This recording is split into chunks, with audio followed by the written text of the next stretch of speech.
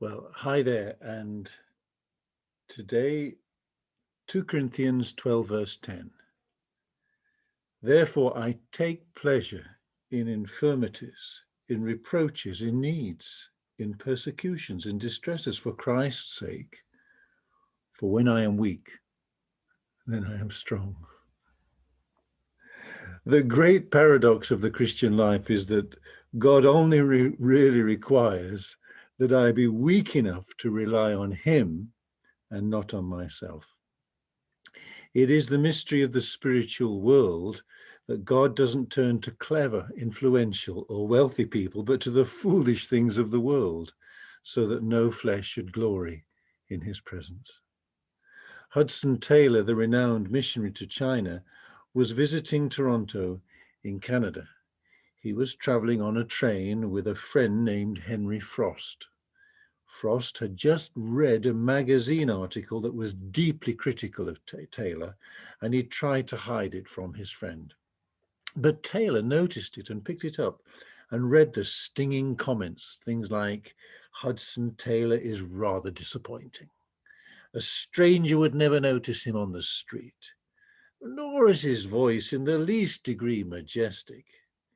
He displays little oratorical power. He elicits little applause. He launches no thunderbolts. It is quite possible that under another name, Mr. Taylor, if he were to preach as a candidate in a vacancy for an Ontario church, there are those who would even begrudge him the pay of a probationer.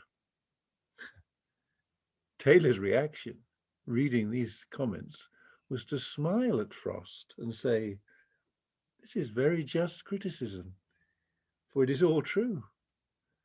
I've often thought that God made me little in order that he may show what a great God he is."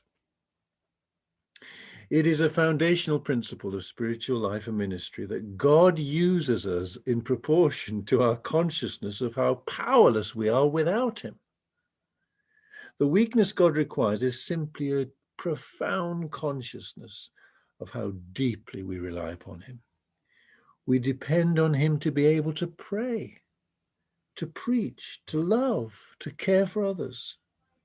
Paul was a highly educated man with formidable powers of intellect, yet he had learned the secret that though God could use these abilities, he couldn't trust in any of them to do the work of God. God requires joyful humility that surrenders to God and allows him to live and work through us. Amen.